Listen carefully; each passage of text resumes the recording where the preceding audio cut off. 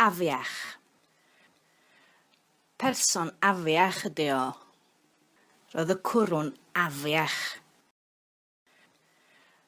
Person afiach ydi o. Roedd y cwrw'n afiach.